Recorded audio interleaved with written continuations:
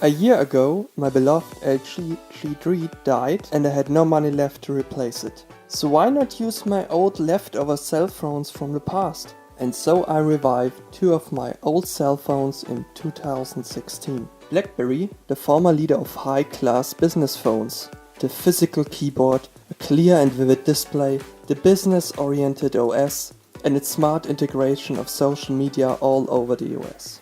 Sony-Ericsson, another former leader of feature phones, most known for its brilliant cameras, is now a mere legend. But what is it like to use such phones in 2017?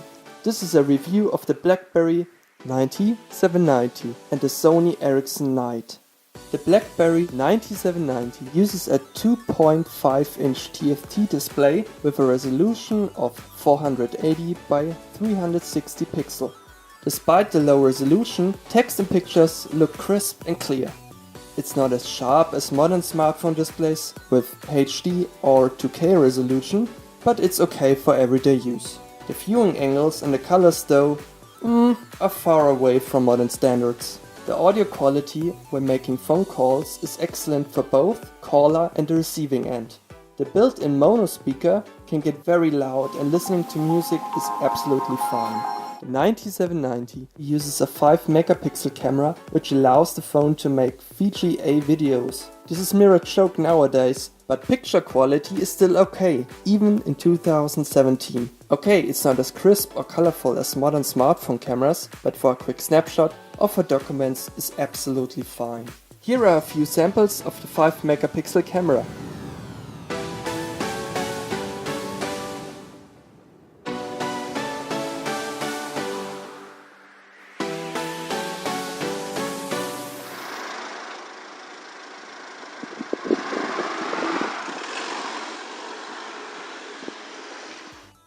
Unlike other smartphones, Blackberry has always used a trackpad and a physical keyboard for navigation and typing.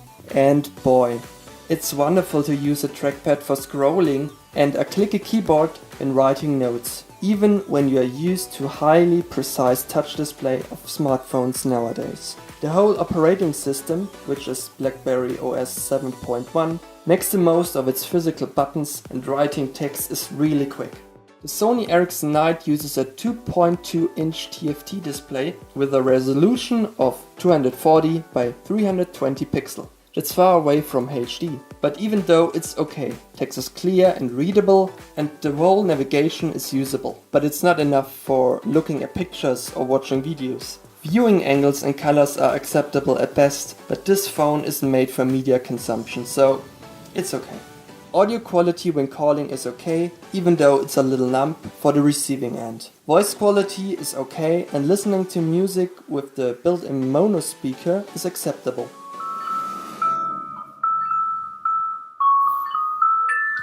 Again, the phone isn't made for media consumption. The 2-megapixel camera was outdated even when the phone was released. By this time, the market was ruled by 5-megapixel camera phones. But for documents or a quick snapshot, the back camera is quite usable. The phone even has a 0.2-megapixel front camera, which can be used for making video calls. Here are a few samples of the main 2-megapixel camera.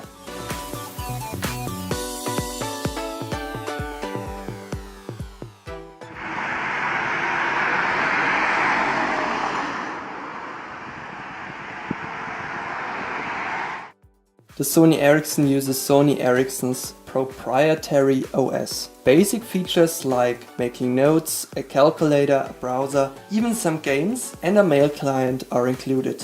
The whole OS is clearly structured and not expandable via programs or apps. Navigation is done by the arrow keys. Everything is quick and snappy.